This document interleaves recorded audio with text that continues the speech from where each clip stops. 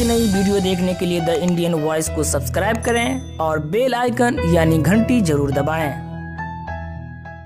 नमस्कार दोस्तों आज की वीडियो बहुत ही इम्पोर्टेंट है। आज हम आपके सामने रखने वाले हैं संत साधु शंकराचार्य, जो अपने बयान में यह कह रहे हैं कि मंदिर नहीं बल्कि मस्जिद ही बनना चाहिए। उसके साथ साथ आपके सामने कुछ जाने पहचाने और अच्छे आदमी का बयान आपके सामने रखने वाले हैं। वह भी इस बात से संतुष्ट नहीं है कि जो अयोध्या का फैसला आया है। दोस्तों यह वीडियो बनाने में बहुत ही मेहनत लगा है, तो आपसे रिक्वेस्ट है कि आप यह वीडियो को लाइक करके शेयर जरूर कर दीजिएगा। तो चलिए वीडियो देख लेते हैं। मैं 25 साल से पूरे देश के लोगों को चैलेंज दे रहा हूं। चैलेंज मेरा कहना यह है, राम इस देश में कभी पैदा हुआ ही नहीं। कोई भी देश का इतिहासकार, विश्व हिंदू परिषद हो, आरएसएस के भागवत हो, भागवत के और पिताजी हो, या कोई मनीषी हो, दार्शनिक हो, इतिहासकार हो, संत हो, साधु हो, शंकराचार्य हो, कोई भी ये सिद्ध करे कि राम यहां पैदा हुआ, मैं कहता हूं राम कभी यहां पैदा हुआ ही नहीं। ये जबरदस्ती ये कह रहे हैं कि राम यहां पैदा हुआ। चाहिए घर में माँ बाप बड़े हैं, उनको कोई पूछता नहीं है। उन्हीं को राम मानो ना, उन्हीं को सीता मानो ना। किसको सब फुर्सत है बताइए राम मानने की? हवा बह रही है कि आप संभवतः विधानसभा का चुनाव लड़ सकते हैं। अरे नहीं, विधानसभा लोग दुनिया बोलने दीजिए, मुझे चुनाव से मतलब नहीं। मैं चाहता हूँ कि पब्लिक जागरूक हो जाए, पब्लिक जाग जाए। खेसारी को चुनाव लड़ने और नहीं लड़ने से मेरा रोजी रोटी ऐसा नहीं कि बंद हो जाने वाला। राम मंदिर से क्या होगा साहब? तो हमारे जब धंधे खत्म हो गए हैं, जब हमारे खेत खाली हो, खेती हमारी खत्म हो गई है, जब हमारे गांव खाली हो रहे हैं, तो ये मुद्दे हैं ना। धर्म के लिए थोड़ी बैठी है सरकार। जगह जगह लिंचिंग हो रहा है। सुएज में कितने मौतें हो रही हैं? सुएज में इस देश का नागरिक गटर में दूसरे के 5 एकड़ बोल रही है, किस आधार पर बोल रही है? तो ये कहाँ न्याय है? तो हमको तो लगता है कि सरकारी दबाव में आकर ये फैसला हुआ है। रिपोर्ट देखेंगे। फैसले से खुश है या नहीं है? हाँ? फैसले से खुश है या नहीं है? खुश भी हैं और नहीं भी हैं। राम मंदिर बनने से क्या अनएम्प्लॉयमेंट खत्म हो जाएगा, चाइल्ड मेल न्यूट्रिशन खत्म हो जाएगा, फार्मर्स डिस्ट्रेस खत्म हो जाएगा। राम ये सब इलेक्शन के लिए, क्योंकि चुनाव आ रहा है इसीलिए चिल्ला रहे हैं। देखा था वहाँ पर मंदिर, और अगर मंदिर था भी वहाँ पर, और अगर उस वक्त आज इतने सालों पहले वहाँ मस्जिद बन गई थी, तो फिर से उसे तोड़ के आप क्यों बनाएंगे मंदिर? और अगर आपको बनाना, हिंदू खतरे में नहीं है, ये देश खतरे में है। ये देश खतरे में है मोदी जी, अमित शाह जैसे लोगों से, प्रज्ञा ठाकुर जैसे लोगों से। ये देश खतरे में है। आज जो सुप्रीम कोर्ट के जज ने जो बाबरी मस्जिद पर फैसला सुनाया है, वो बहुत ही निंदनीय और भ्रष्ट है।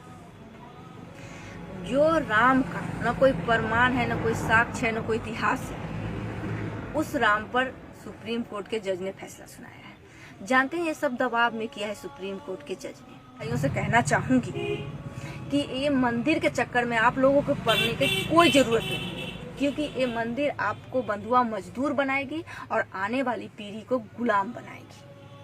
और मुस्लिम भाइयों, आप लोग कान खोल करके सुन लीजिए, आज बाबरी मस्जिद की बारी है और अगला आगरा के ताजमहल की बारी होगी। ये लिख करके रख लीजिए आप लोग, क्योंकि यहाँ पे एक ही जाति विशेष का कब्जा है हिंदुस्तान। ये 2 लोग कौन हैं जिन्होंने 92 में ढांचा तोड़ा था, बाबरी मस्जिद तोड़ी थी, और 1949 की रात चोरी छुपे वहां पर मूर्ति रखकर आए थे।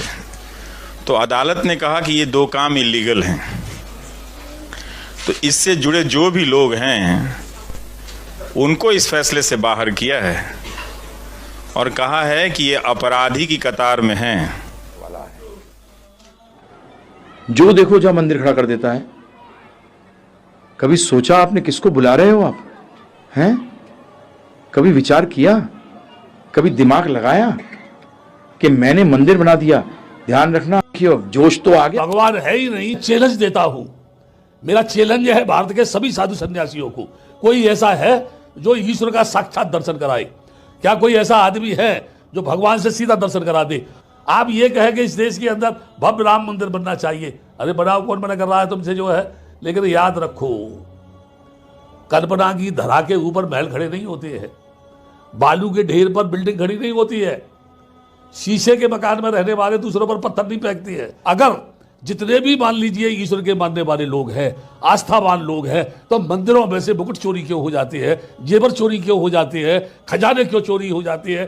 क्या वो पुजारी जो बैठा हुआ है वो भगवान को नहीं मानता है? अगर कोई मुझसे पूछे तो मैं ये कहूँगा, जो ईश्वर विश्वास करने वाला है सही माने में वो ईश्वरवाद की दुहाई दे रहा है, लेकिन पक्का नास्तिक है, क्योंकि वो जानता है भगवान है ही नहीं, इसलिए वो सारी बदमाशी करता है।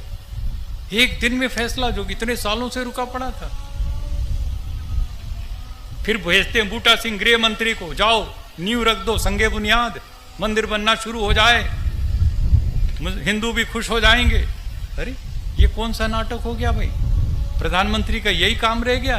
बेरोजगारी मिटाओ, सबको बच्चों को एक जैसी पढ़ाई का इंतजाम करो, सब बीमार को एक जैसी दवाई का इंतजाम करो। तुम्हें क्या पड़ा हुआ है कि मंदिर चाहिए कि मस्जिद चाहिए? बोले नहीं नहीं नहीं, हम इसका भी कर देते हैं, सबकी वोटें बटोर लेंगे, आराम से बटोर लो, वोट बैंक बना लो।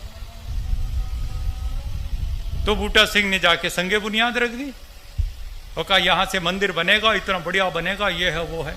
अडवाणी जी ने रथ यात्रा निकाली, मंडल कमीशन वीपी सिंह ने लागू किया था पिछड़ों के लिए आरक्षण की बात। अडवाणी ने सोचा यार ये सारे पिछड़े तो हिंदू हैं और इसको ये ले जाएगा, मेरे पास क्या रहेगा, मैं किस पार्टी का नेता बना रहूंगा, तो कैसे इनको लाया जाए? बोले तेरे पास मंडल है वीपी सिंह, मेरे पास कमंडल है, और मैं कमंडल से देखता हूं तेरे हिंदुओं को मैं इधर ले आऊंगा तोड़ के।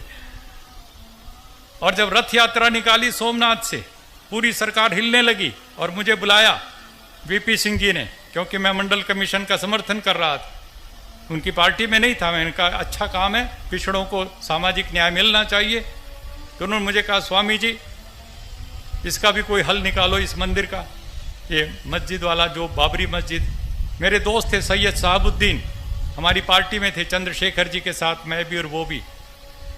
तो मैंने उनसे जाकर के पूछा, जफर याब जिलानी साहब से बात की, कोई रास्ता बताइए। उन्होंने मुझे बताया रास्ता,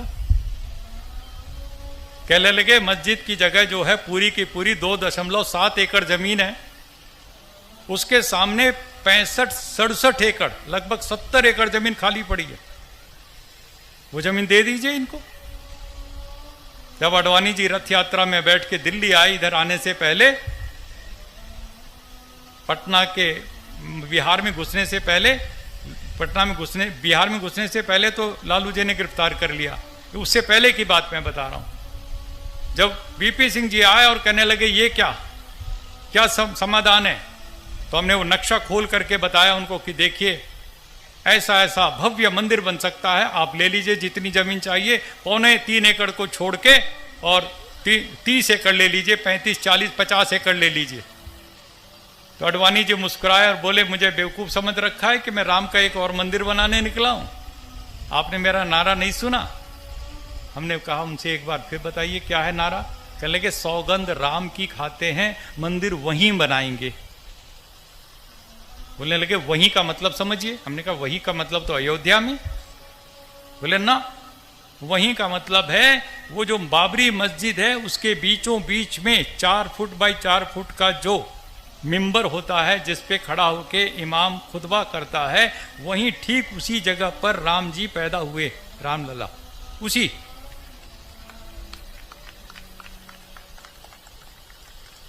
तो हमने उनसे पूछा अडवाणी जी से पूरी विनम्रता से कि महाराज जी 1528 में मीर बाकी बाबर का सिपह सलार आया था और उसके लिए कहा जाता कि राम के मंदिर को तोड़ के उसने बाबरी मस्जिद बना दी। 1528 में अडवाणी जी, न आप थे न मैं था न कोई था, लेकिन राम का सबसे बड़ा भक्त दुनिया में तुलसीदास उसी सरयू के तट पर बैठ करके रामचरितमानस लिख रहा था, दोहावली विनय पत्रिका लिख रहा था।